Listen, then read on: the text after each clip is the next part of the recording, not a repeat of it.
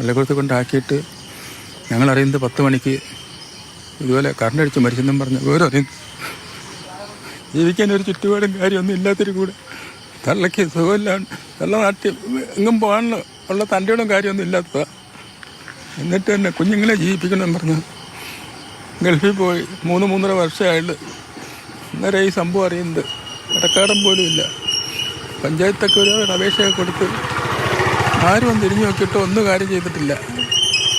അങ്ങനെയാണ് തള്ള ഇങ്ങനെ കയറി പോയത്. പറയാൻ വയ്യ, ഒന്നും പറയാൻ തോന്നുന്നില്ല.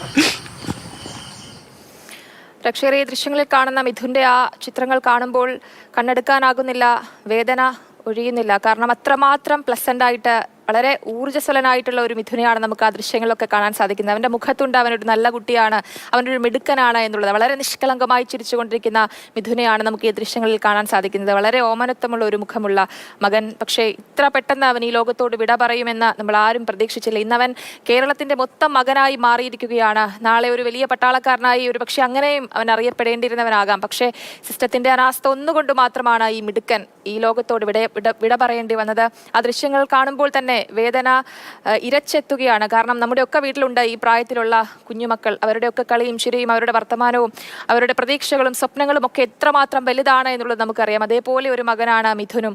ഈ ചിത്രങ്ങൾ കാണുമ്പോൾ നമുക്ക് ഇത്രയധികം സങ്കടമുണ്ടെങ്കിൽ അവനെ അടുത്തറിയാമായിരുന്ന, അവനൊപ്പമുണ്ടായിരുന്ന മുത്തശ്ശനും മുത്തശ്ശിക്കും അച്ഛനും അമ്മയ്ക്കും സഹോദരനുമൊക്കെ എത്രമാത്രം വിഷമം ഉണ്ടാകുമെന്നുള്ളത് നമുക്ക് ഊഹിക്കാവുന്ന കാര്യമാണ്. ഈ ചിത്രങ്ങളൊക്കെ അവൻ എത്രമാത്രം ഊർജ്ജസ്വലനായിരുന്നു, എത്രമാത്രം സന്തോഷവാനായിരുന്നു എന്നുള്ളത് നമ്മളോട് പറയുന്നുണ്ട്.